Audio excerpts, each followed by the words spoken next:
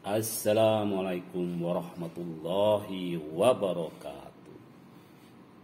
Salam sehat. Sehat fisik, mental, sosial dan spiritual.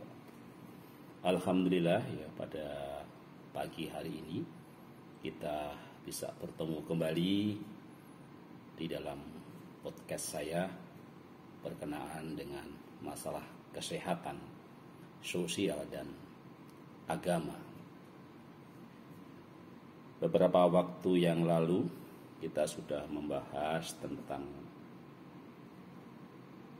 kesehatan mental, ya, tentang kondisi ODGJ, ya, orang dengan gangguan jiwa, yang diawali dengan orang dengan masalah kejiwaan, ya, atau orang sering mengatakan adalah kesehatan mental. Jadi ternyata memang data kenaikan dari orang dengan gangguan jiwa, orang dengan masalah kesehatan mental atau dengan gangguan kejiwaan itu juga berhubungan secara positif dengan kejadian bunuh diri, ya.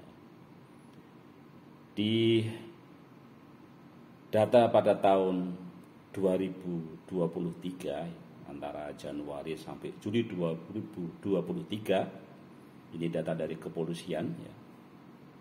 Ini ternyata menginformasikan bahwa terdapat 640 kasus bunuh diri, dan kasus ini meningkat 31,7% dibanding periode yang sama.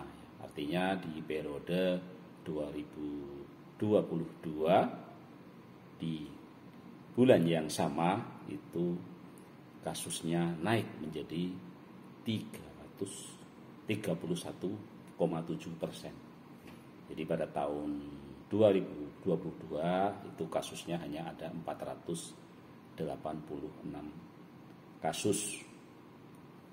Nah, menariknya, tanpa mencoba untuk membandingkan, ya, peran gubernur, ya, ternyata kasus bunuh diri di tahun 2023 tadi yang terbanyak adalah di Provinsi Jawa Tengah.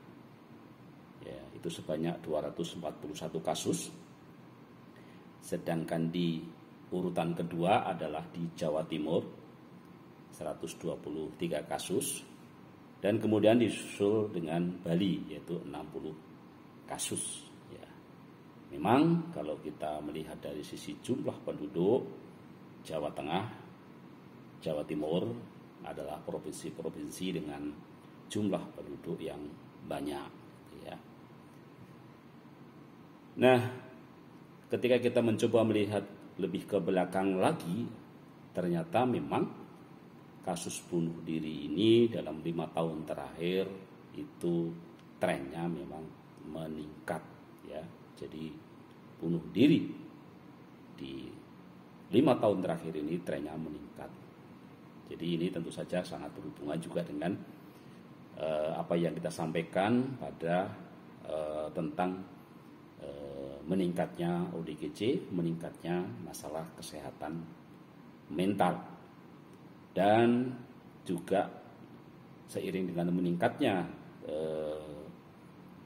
kasus-kasus tadi, tetapi ternyata tingkat pelayanan atau kemauan masyarakat untuk berobat itu masih sangat kecil, dan ini menjadi perlu diwaspadai, ya.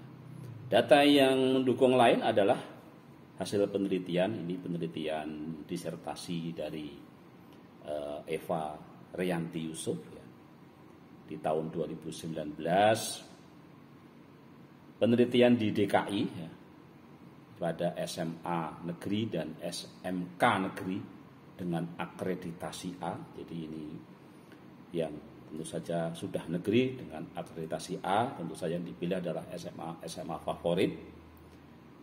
Ternyata 5% dari para pelajar SMA dan SMK tadi ini memiliki ide bunuh diri.